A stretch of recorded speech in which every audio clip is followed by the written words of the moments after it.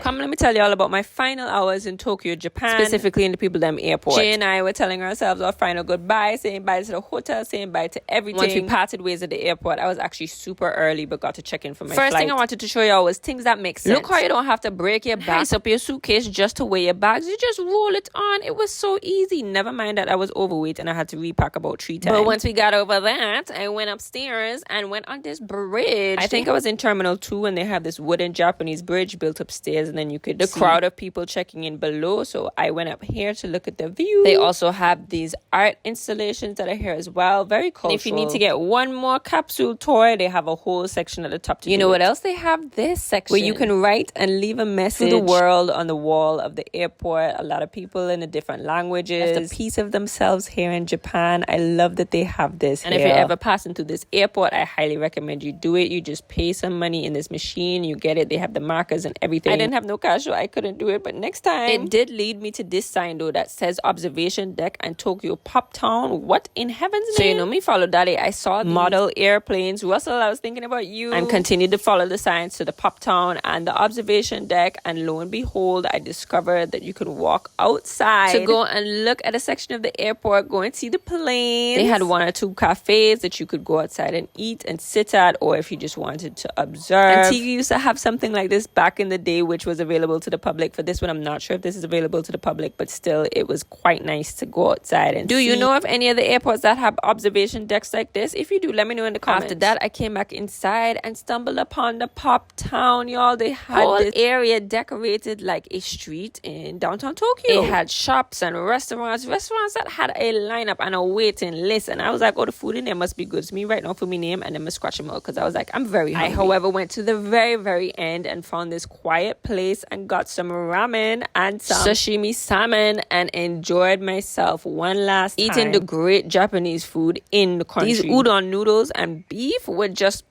tasted so good. I cannot say the same for the salmon, and that was what I was saving for last, but you know what, it's okay. The udon noodles and beef made up for it. Because me tell you, the food made bang good. Now I was also so happy I ate this big meal before, because I bought a budget airlines that refused to feed you for 8 hours, so I had to make sure I pack up my belly. And I'm sad. Me come back.